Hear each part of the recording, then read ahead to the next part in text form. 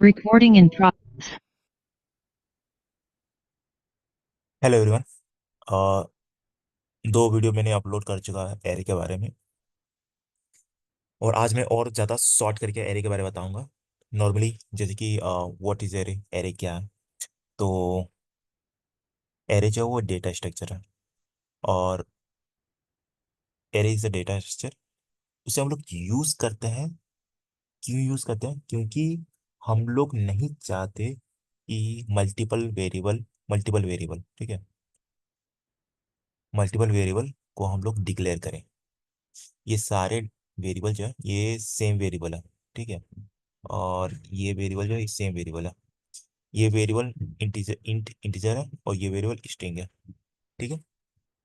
तो सपोज जब कभी हमें एक से या दो से तीन से बहुत ज़्यादा वेरिएबल डिक्लेयर करना पड़ता है वैल्यू के लिए, मतलब डिक्लेयर करना है बहुत ज़्यादा, तो फिर हम लोग एरे का यूज़ करते हैं।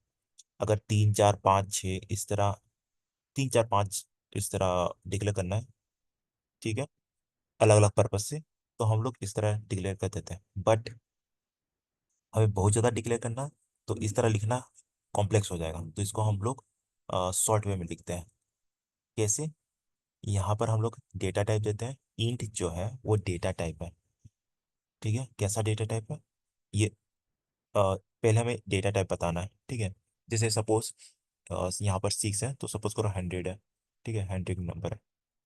तो ये कैसा है? इंटीजर है कि स्ट्रिंग है? इंट है, ठीक है। तो यहाँ पर डेटा टाइप हमने दे दिया इंट।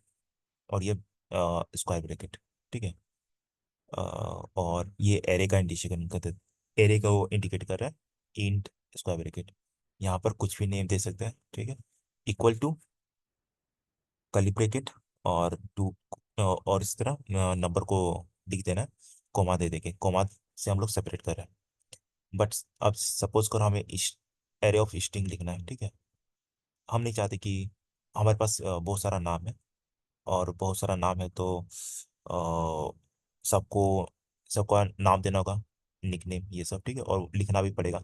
तो एक तरह का, अब देखो, हम लोग इस तरह भी लिख सकते हैं, बट इसमें क्या आ रहा है कि ये जो रेफरेंस नेम है, स्ट्रिंग का नेम है, ये रेफरेंस नेम जो है वेरिएबल, सॉरी, ये जो वेरिएबल है str3, str4, तो इस तरह हम लोग को लिखना पड़ रहा है ना, बहुत लंबा। हम लोग नहीं चाहते कि इस तरह लिखें, तो इसको हम लोग शॉर्ट कर दे रहे हैं।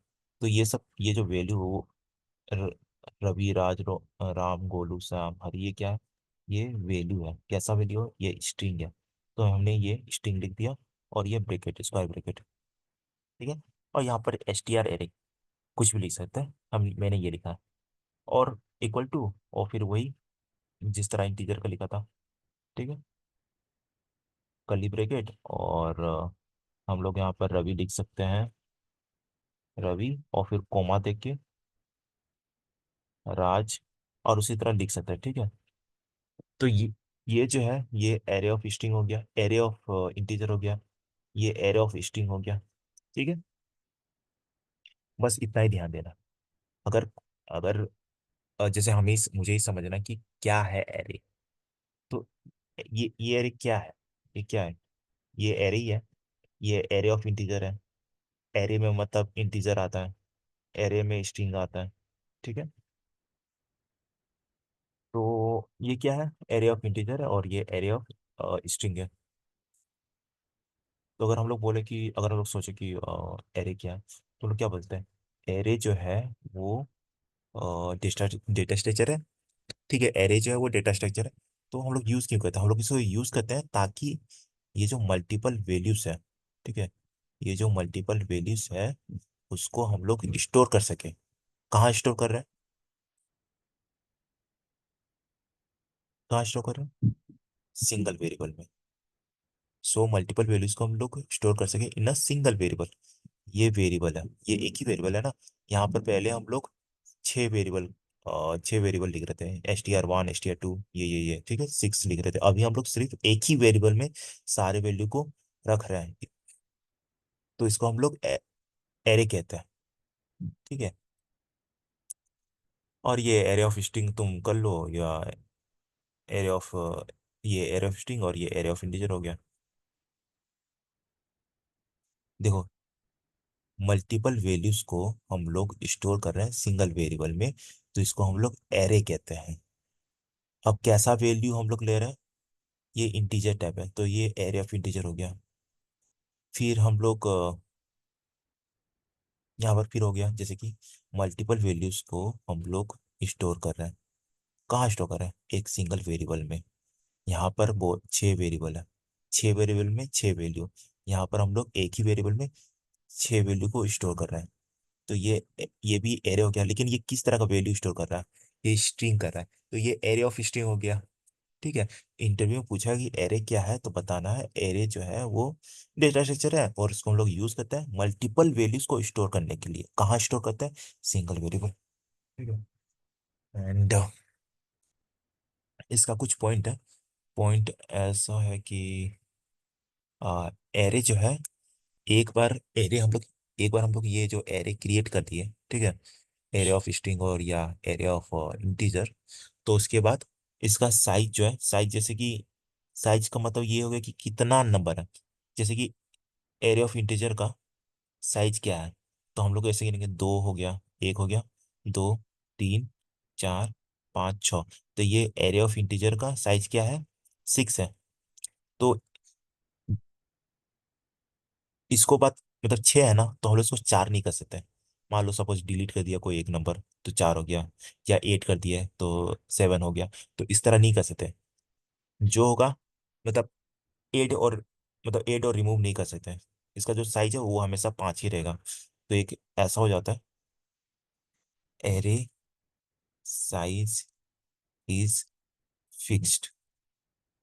ठीक है, तो हम लोग ये लिख सकते हैं कि एरे का जो साइज है वो फिक्स्ड रहता है। ठीक है, एरे साइज इज फिक्स्ड। और एरे जो है वो स्टोर करता है primitive data type.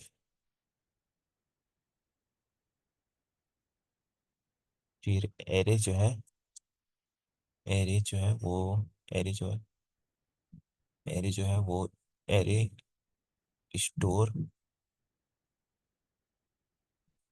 Array can store primitive data type as well as object.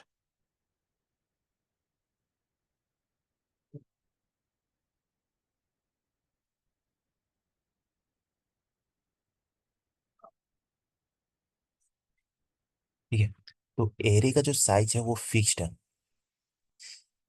ठीक है, जब भी अगर द एरिया हम लोग कैसे क्रिएट कर रहे हैं, मतलब ये जो ने अब जैसे कि अगर हम लोग को एरे क्रिएट करना है, ठीक है, तो उसके पहले हम लोग को ये सब तो मालूम होना चाहिए ना, वैल्यूज। तभी जाके हम लोग एरे क्रिएट कर पाएंगे। ये जो लाइन है वो एरे क्रिएट कर रहा है, ये जो लाइन है वो एरे क्रिएट कर रहा है। ठीक है, और ये जो लाइन है वो एरे क्रिएट कर रहा है। तो एरे जो है क्रिएट करने के लिए उसके वैल्यू को तो हम लोग को मालूम होना चाहिए पहले से। ठीक है, वैल्यू मालूम होना चाहिए। तो इसीलिए क्या होता है कि एरे एरे का जो साइज है वो फिक्स रहता है। अगर हमको मालूम है कि हमें वैल्यू क्या क्या देना है, ठीक है, तब जाके हम लोग एरे क्रिएट कर सकते हैं। अगर नहीं मालूम है वैल्यू क्या क्या देना है, या अभी इतना दे देते हैं और फिर बाद में आ, और ऐड कर लेंगे, तो वैसा नहीं होता। ठीक है, वैसा नहीं होता। तो अगर आपको मालूम है कि मेरे पास 5 ही नाम है, या 5 ही इंटीजर है, या 10 है, कुछ भी हो, लेकिन मालूम है कि इतना ही है, तब जाके हम लोग एरे यूज करते हैं। ठीक है, इस मतलब एरे क्रिएट करते हैं। तो इसी वही लिखा हुआ है कि एरे का जो साइज है वो फिक्स रहता है। एरे का जो ये जो साइज है वो फिक्स रहता है। फिक्स रहता है मतलब हमें मालूम है कितना क्रिएट करना है, और क्रिएट करने के बाद हम लोग इसको चेंज नहीं कर सकते, कम ज़्यादा नहीं कर सकते। ठीक है, और एरे जो है वो स्टोर करता है primitive data type. Primitive data type का मतलब हो गया कि अगर ये जो वैल्यू हम लोग लिए हैं इंट, तो ये पूरा इंट ही रहेगा। यहाँ पर हम लोग स्ट्रिंग नहीं डाल सकते। ठीक है, रवि इस तरह नहीं कर सकते। ठीक है, ये नंबर हो गया, फिर मैंने स्ट्रिंग दे दिया, तो ये नहीं हो सकता, ये इस तरह नहीं कर सकते। तो इस तरह नहीं कर सकते, इसलिए ये लिखा हुआ है प्रिमिटिव डेटा टाइप हम लोग, ये जो पूरा वैल्यू है वो एक ही टाइप का वैल्यू है, तो इसको हम लोग बोलते हैं प्रिमिटिव डेटा टाइप। तो वही लिखा हुआ है कि एरे जो है वो स्टोर कर सकता है प्रिमिटिव डेटा टाइप, ठीक है। और एज वेल एज मतलब, और इसके साथ ही ऑब्जेक्ट भी स्टोर कर सकता है, मतलब कि हाँ, जैसे कि मतलब ये हो गया ना, ये मैंने यहाँ पर लिखा था, सॉरी रवि, मैं थोड़ा गलत बोल दिया। और एरे जो है वो स्टोर कर सकता है, अ, अगर अगर जैसे कि यहाँ पर हम लोग इंट लिखे हैं, ठीक है, तो यहाँ पर सिर्फ इंट ही आएगा। यहाँ पर स्ट्रिंग लिखा हुआ है, तो यहाँ पर सिर्फ स्ट्रिंग ही होगा, ठीक है। तो ये हो गया प्रिमिटिव डेटा टाइप, ठीक है। बट हम लोग चाहते हैं कि इन दोनों को मिक्स करके लिखें, ठीक है, हम लोग चाहते हैं दोनों को मिक्स करके लिखें। तो इसके लिए हम लोग को ऑब्जेक्ट करना होगा, ऑब्जेक्ट, ठीक है, ऑब्जेक्ट ओबीजे इक्वल टू